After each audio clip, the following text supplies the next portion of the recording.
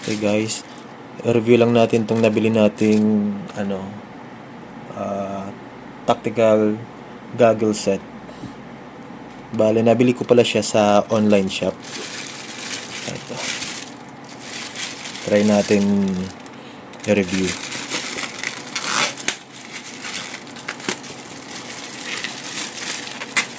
Ayun. Ayun. So, ito pala ay ESS. Siguro, ano ata ito eh. ESS crossbow. Oo. Bale, dalawa ang variation nito. Merong black at meron namang brown. Etong binili ko ay black. So, tignan na natin siya. Actually, maganda yung case niya eh. Mukhang matibay. At saka meron din siyang ano ba to? Parang strap. Tapos, pwede mo siyang ilagay sa belt mo. Dito mo lang ilalagay yung belt. Parang nakaganto lang siya. So, tignan na natin sa loob. Bale, ito yung mga kasama niya. Ito, lagay muna natin siya sa baba. Yeah. Bale, ito palang tactical goggles na to. Meron siyang kasamang dalawang extra na lens. So, disclaimer lang guys hindi po ito yung original or yung genuine na ESS. Ito po ay imitation lamang or replica lamang ng ESS crossbow. Mura lang siya. Tingnan muna natin to.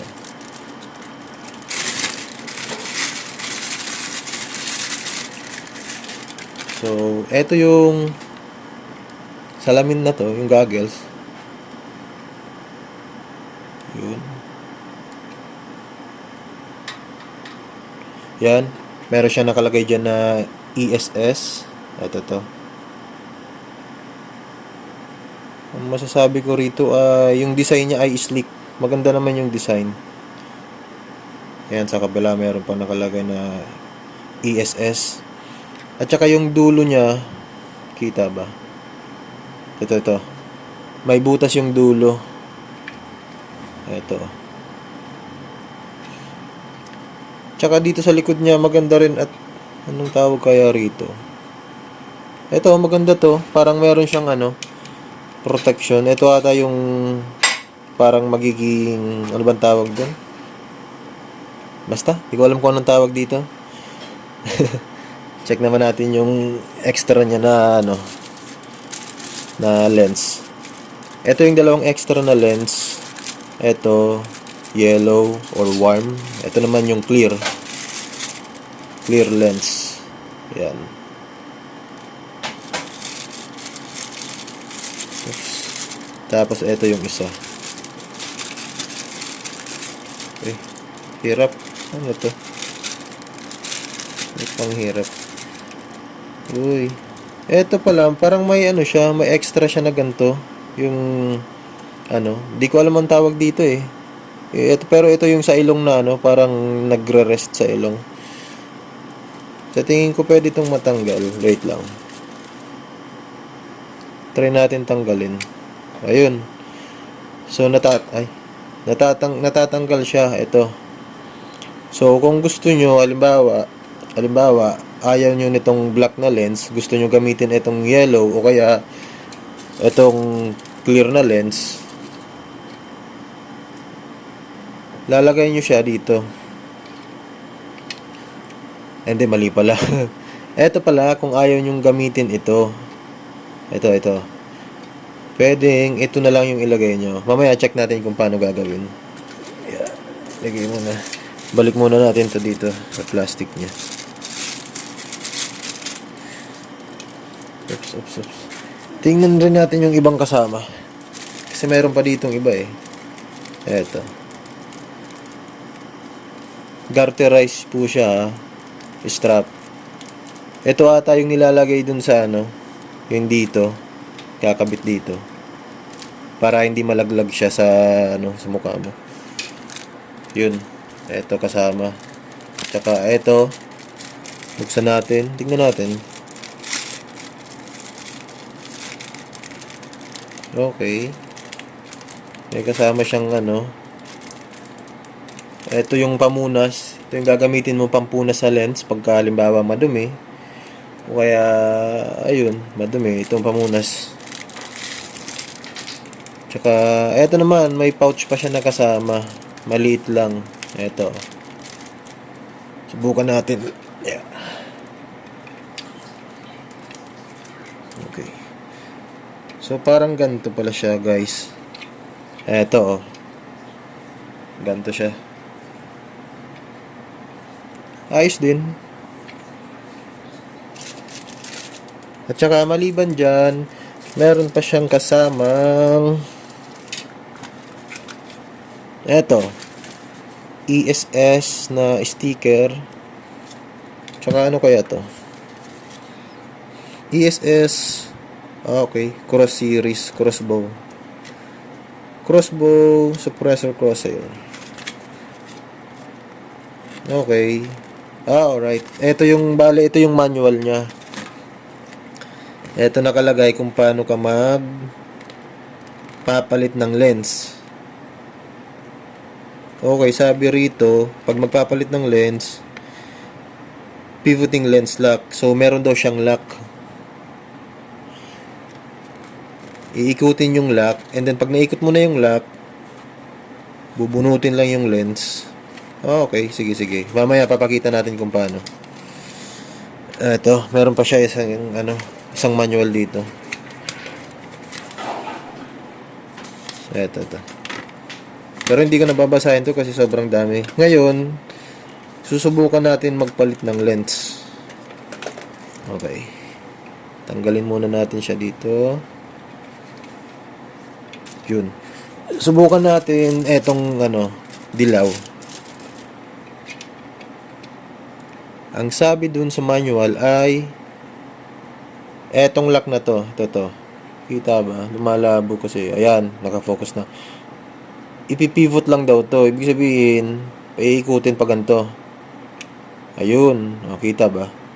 Ayun, ito pala. Pag nakaganyan, nakalock siya. Ngayon, iangat lang natin ng konti.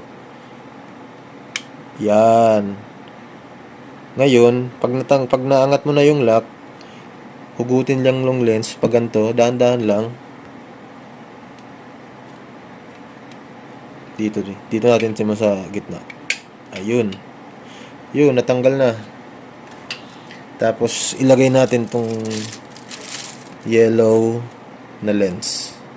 Ganun pa rin, pag magbabalik ng lens, sisimulan ko rito sa gilid. Yan. Tapos dito naman sa kabilang gilid. Yun. Tapos dito, make sure lang na nakapasok siya. Dahan-dahan lang. At pag naipasok mo na, balik natin yung lock. Ayun. Kita nyo? Ito. Ito siya yung lock. Nag-lock na siya. Pag tatanggalin, pivot lang ulit. Yan. Yun. Tapos ito, lagay natin to.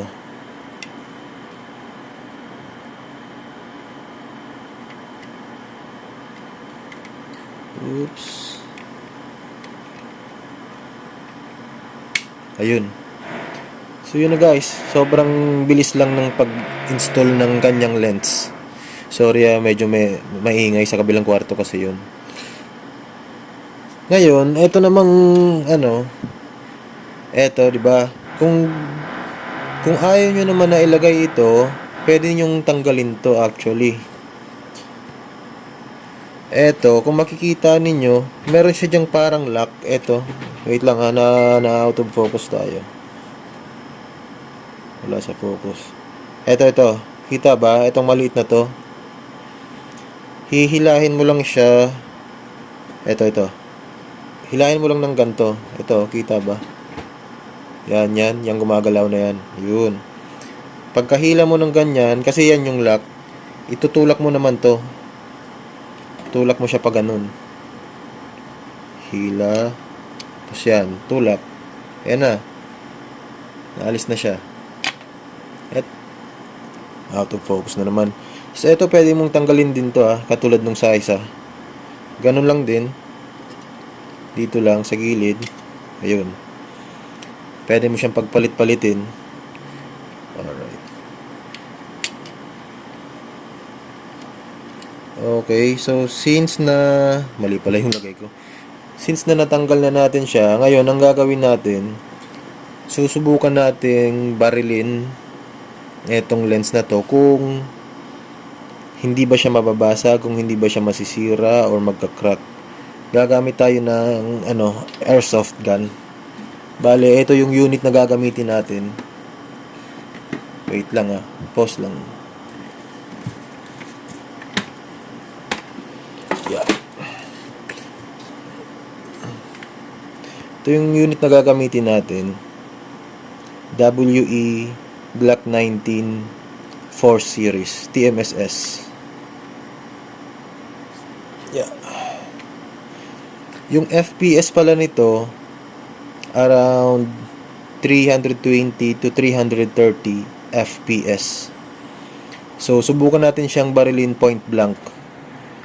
Yung malapitan para makita natin kung mababasag ba siya or hindi. Okay, sige, subukan natin. So ayan guys, set up ko lang tong natin. Actually ito yung ko pag magta-target ako blinking. Ito yung ginagawa ko. Wait lang, kita ba? Ito, lalagyan ko lang siya ng bilog. Ito rin. Sige. Okay, proceed na tayo. Ganyan lang natin siya. Oops. Ayusin lang natin yung angle. Yan. Bale, dito ko ilalagay yung tactical goggles natin para safe, para kung sakali naman barilin natin siya, kung mag-ricochet o kaya mag-bounce back yung bala, at least dito lang siya tatama sa paligid niya. Okay, so subukan na natin. Ito yung ating tactical goggles. Ito yung nabili natin sa online shop sa murang halaga. Wala pang 500 to guys Ayan. Lagyan natin siya dito.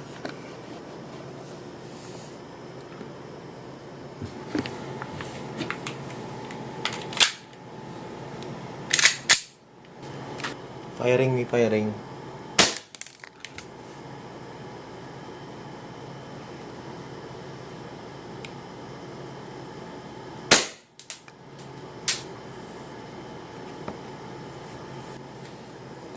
Okay guys, so eto yung nangyari. Magkabilaan ko siya binaril, no? Nagkaroon lang siya ng dent. Eto. Tsaka dito sa kabila. Eto naman. Eto yung naging dents. Pero hindi siya nabasag Tingnan natin sa likod. Wait. Sa likod, wala naman. Wala akong makitang bulge sa likod niya. Kahit dito Ito, kita ba? Ayan yan. Nagkaroon lang siya ng dents. Ayan, wala na. Nawala na yung dents. Yung sa kabila. Ito naman yung sa kabila. Ito. Ayun. Konting dents lang. Okay guys, so after nating barilin yung ating ESS crossbow tactical goggles, kita nyo naman, dito natin siya unang binaril, pangalawa dito sa kabilang lens, pero hindi siya nabasag, walang crack, or dents lang talaga siya. Actually, napakaliit lang ng dents na yon. Nagkaroon lang siya ng bulge, pero very minimal lang, no? Subukan natin punasan para makita natin. Okay, wait, punasan natin. Dito, punas din. Actually, ito siya guys, oh. Di ko alam kung makikita nyo rito sa camera. Ito, i-focus natin, ah. Di ata masyadong kita, eh. Ito. Kung makikita ninyo, ito, di ba? Ito. Punasan natin. Yan. Yan yung dents na gawa ng ng airsoft natin. 330 FPS. Konting-konti lang talaga siya. Sa kabila naman, nasa natin. Actually sa kabila, dito sa kabilang ito, hindi ko mahanap. Ito ata yun eh. Hindi kasi kita sa camera. Ito, yan. Yan yun.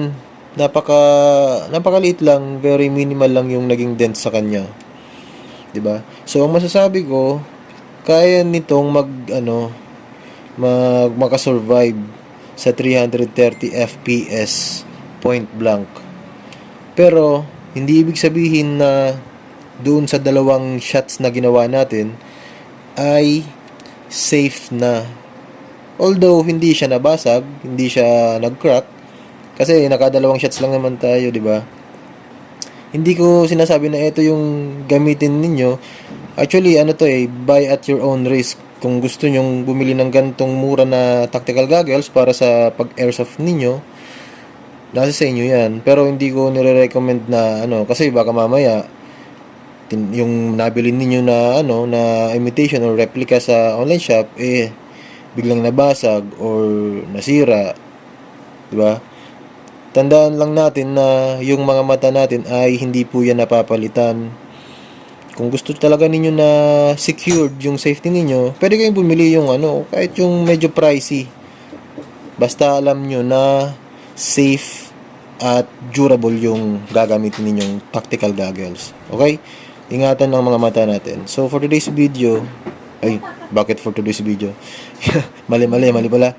So, yun lang guys. Ito lang muna yung ating video ngayong araw. See you next video. Bye.